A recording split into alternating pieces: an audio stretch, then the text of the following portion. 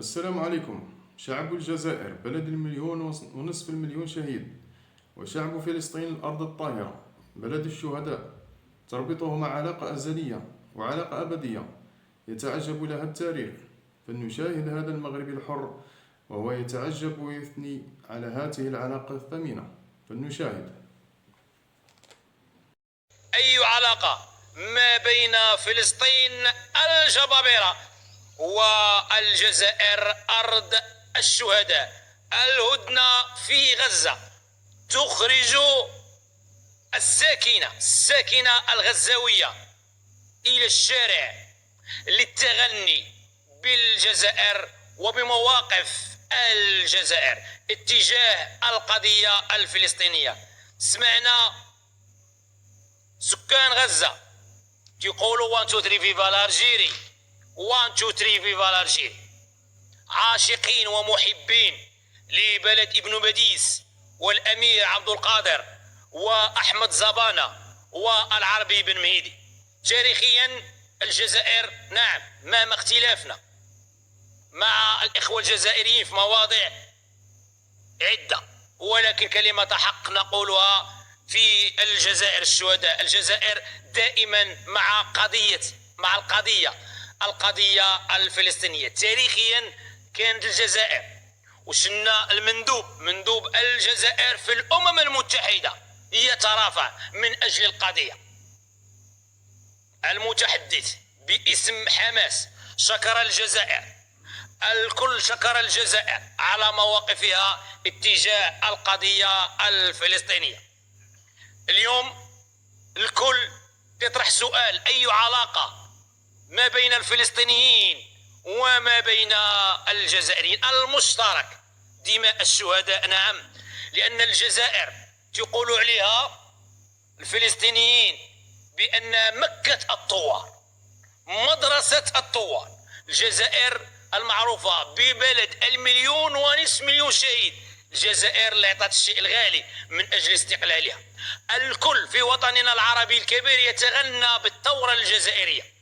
الفلسطينيين تشوفوا في الثورة الجزائرية قدوة لهم، تتحدثوا على صبر الجزائريين وعلى كفاح الجزائريين وعاشقين ومحبين لأرض الجزائر. مقابلة فلسطين والجزائر في ملعب 5 جويلية 1962 بالعاصمة ببلاد سيدي عبد الرحمن، 90,000 متفرج، الكل يقولون بكلمة واحدة: تحيا فلسطين، ومعاك يا فلسطين الشهداء.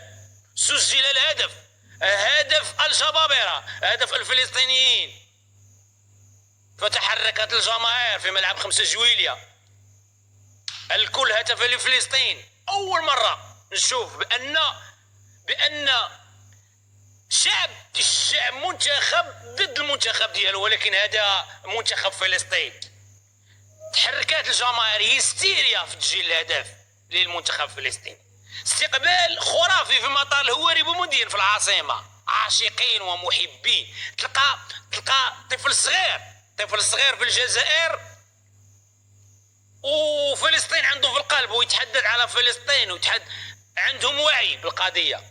الجزائريين عندهم وعي بالقضية، عاشقين للقضية، يحبوا فلسطين، هذا هو المشترك.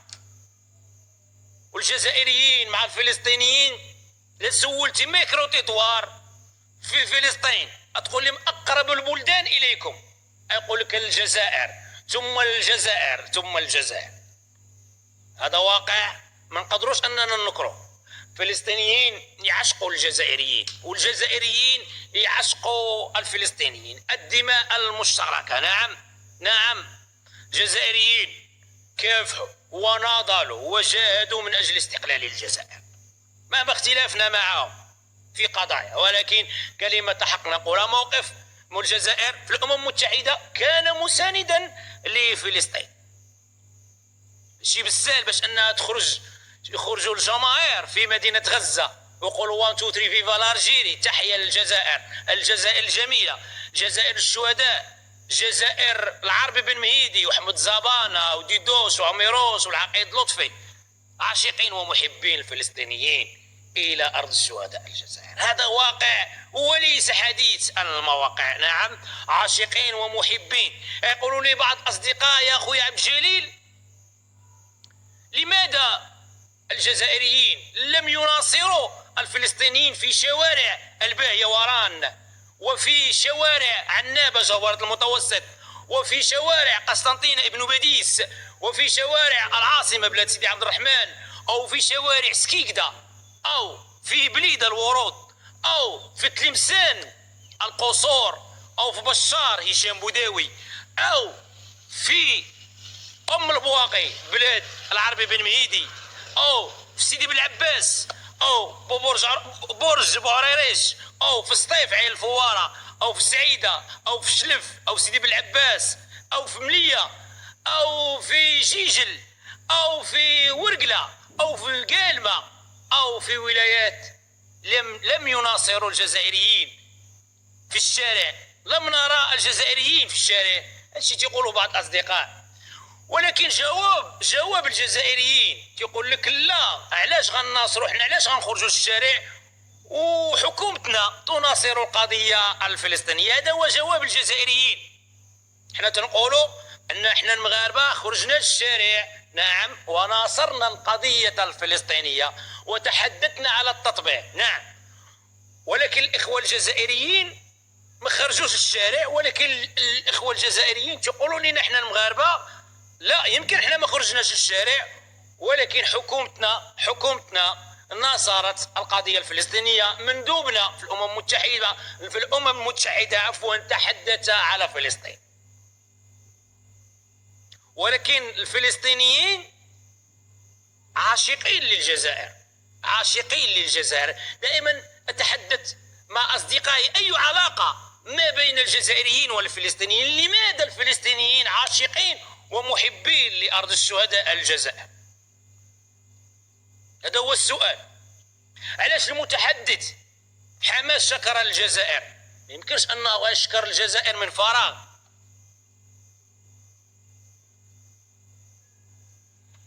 الفلسطينيين في شوارع غزة 1 2 3 فيفا الألجيري.